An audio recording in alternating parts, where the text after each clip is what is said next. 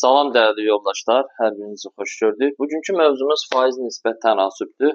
Orta məktəb olaraq 6-cı sinfi əhatə edir. Kifayət qədər maraqlı və asan mövzulardandır. Məsələn, trigonometriya ilə bu mövzunun müqayisəsini aparası olsa, təbii ki, bu mövzu kifayət qədər asandır. Gəlin baxaq, ilk öncə bu nisbət hissəsindən baxaq. Nisbət bir növ bir ədədin, məsələn, həyatda da biz danışırıq ki, məsələn, mənim torpaq sahəm sənin torpaq sahəsindən nisbətən böyükdür. Yəni müqayisə aparırıq, amma müqayisə deyəndə burada qədər yox, dəfədən söhbət gedir. Məsələn, 8 2-dən neçə dəfə çoxdur? Aydındır ki, 4 dəfə. Bunu necə tapırıq? 8 böl 2. Artıq biz bunu kəsr xətti ilə 8-in 2-yə nisbəti başa düşülür. Qısası bölmə əməli. Yəni nisbət deyəndə bölmə əməlindən başa düşülür. Hərflər üzərindən gedəsi olsaq, A-nın B-yə nisbəti A bölünsün B şəklində yazılır. Başqa bir nisbət də götürək. Deyək ki, C-nin D-yə nisbəti olsun. Buranı silək.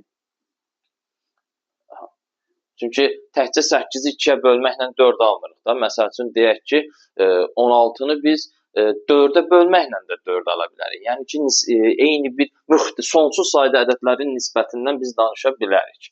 Ona görə də biz A-nın B-yə nisbətini də və C-nin də D-yə nisbətinin götürəsi olsaq və bu hər iki nisbət bir-birinə bərabər olsa, artıq bunun adı olur tənasüb. Tənasüb. Tənasüb. Yəni iki nisbətin bərabərliyinə biz nə deyirik? Tənasüb. Tənasübdə məşhur xassisə nədir? Əgər bu formada verilibsə, çarpaz vurma. Bax, bu çox məşhur qaydadır. Çarpaz vurma, yəni A vur D bərabərdir B vur C münasibəti doğrudur. Qeyd elədiyim kimi biz bunu bölməklə də yaza bilərik. Daha doğrusu nöqtəli bölməklə. A böl B bərabərdir C böl D. Yəni bu formada da yazası olsaq, yenə də məşhur xassisə var.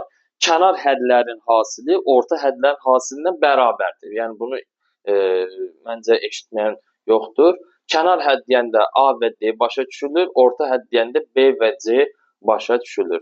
Yəni A vur D bərabərdir B vur C münasibəti doğrudur. Yəni testlərdə var, 5 bənddə belə bir şeylər verilir. Deyir, aşağıdakılardan hansı tənasübdür?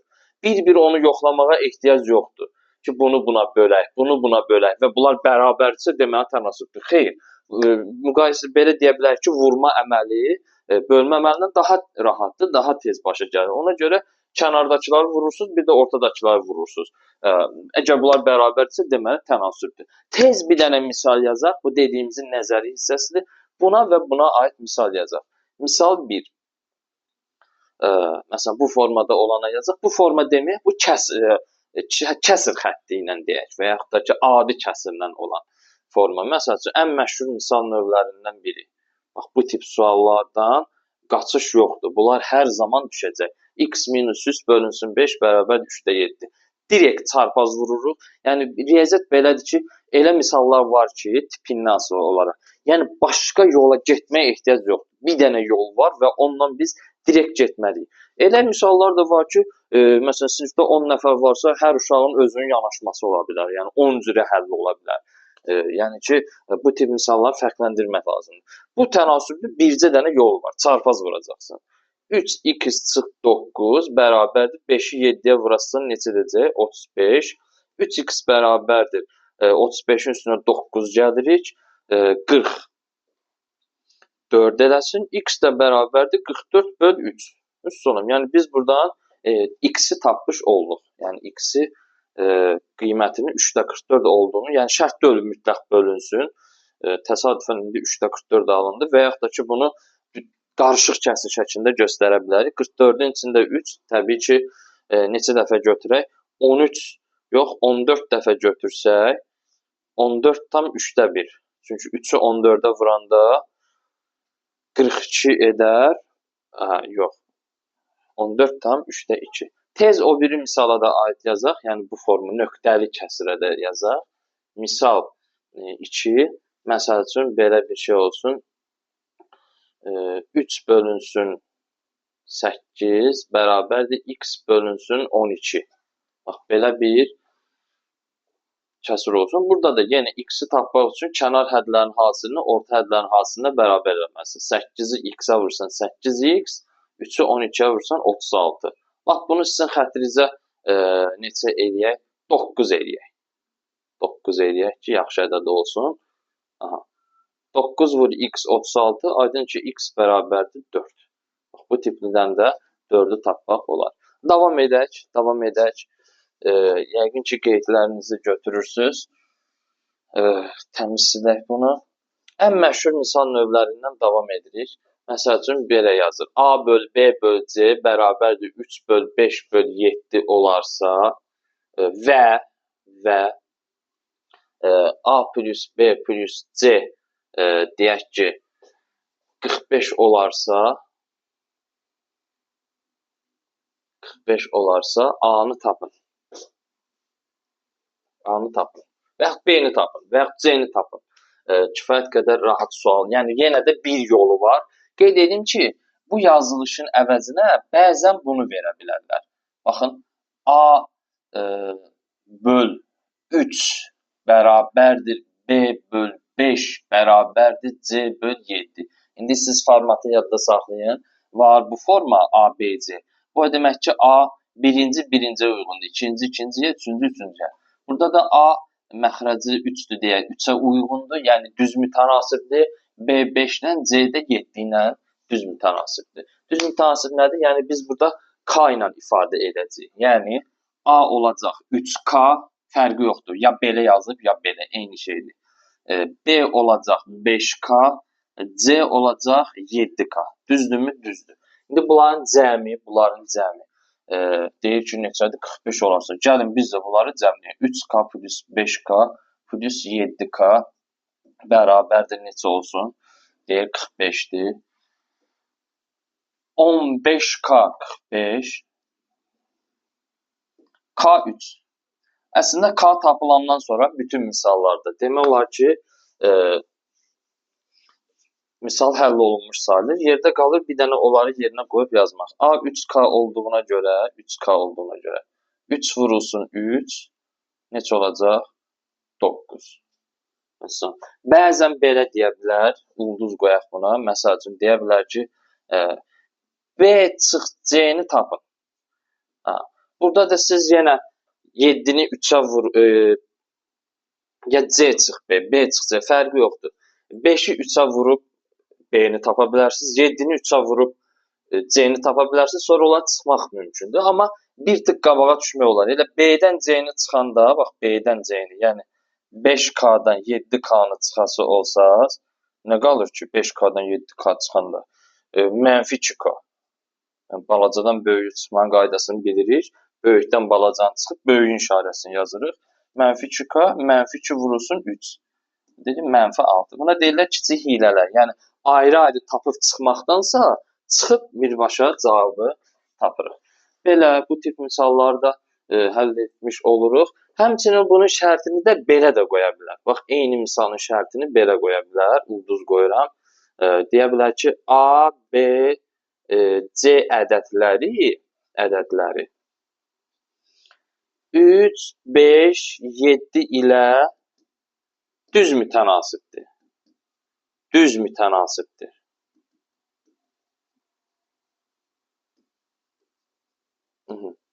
Baxın, misalın şərtini belə də qoya bilər. Yenə də eyni qaydadır. Yəni, görsəndiyi ki, misalın qoyuluşu 3 cürədir. Bu formada bir də sözlə ABC ədədləri 3, 5, 7 ilə düz mütənasibdir desə də, yenə də misalın həll yolu məhz bu cür olacaq.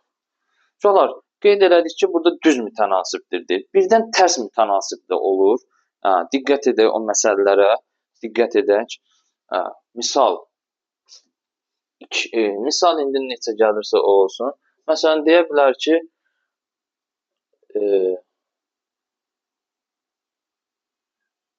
A, B, C 2, 4 və 5 ilə tərs mütənasibdir. tərs mütənasibdir. Cəmi isə indi burada elə ədəd yazarıq ki, yaxşı olar, elə belə yazaq 250. Sonra ehtiyac olarsa düzəldərik. Cəmi 250-dir. Cəmi 250-dirsə, yenə də məsələn bu səfər B-ni tapın. B-ni tapın. Aha. Məlumdur ki, aşağı siniflərdən bilirik ki, məsəl üçün 2-nin tərsi 2-də 1-dir. 5-in tərsi 5-də 1-dir. Nə bilim, 9-un tərsi 9-da 1-dir. Yəni 1 böləyi ilə yazırıq. Həmin ədəd məxrəcə düşür. İndi 2-nin 2 ilə tərs mütənasibdir deyirsə, bayaq 2K götürürdüksə, düz mütənasib olanda. İndi isə 2 yoxa çıxır, 2K qalır yerində. 2-nin əvəzinə 2-də 1 olur. 4-ün əvəzinə nə olur? 4-də 1K. 5-in əvəzinə nə olur? 5-də 1K. Aha.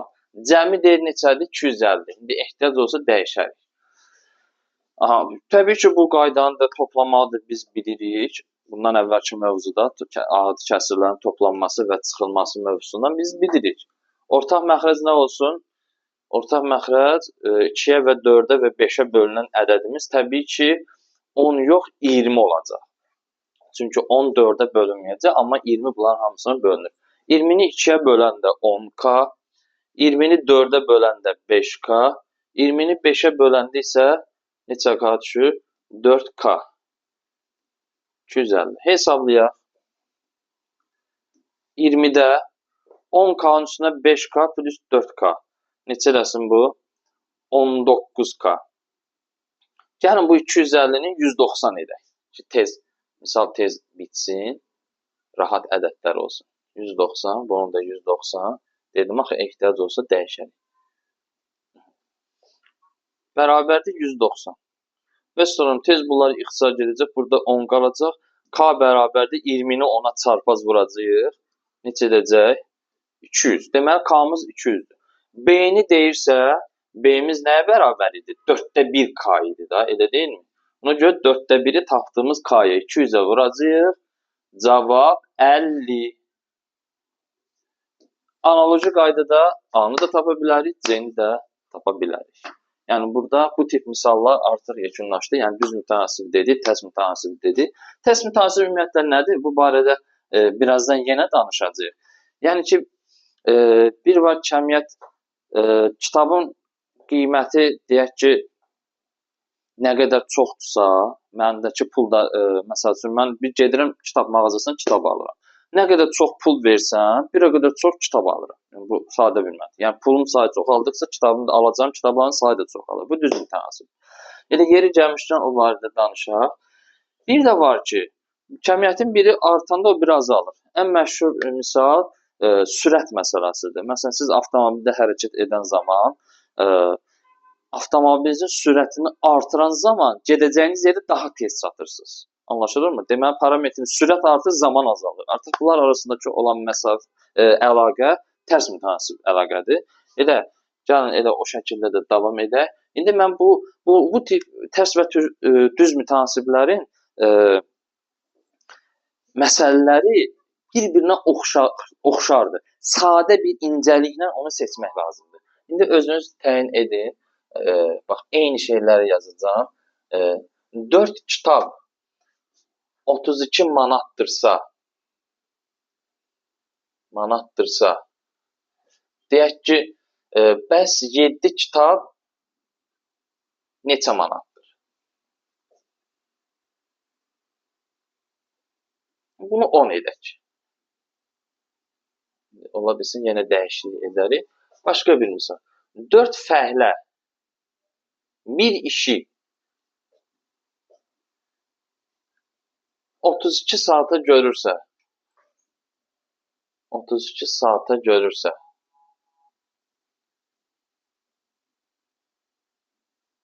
gəlin bu onu da son olaraq dəyişib 8 edək. Saata görürsə, deyək ki, 8 fəhlə neçə saata görər?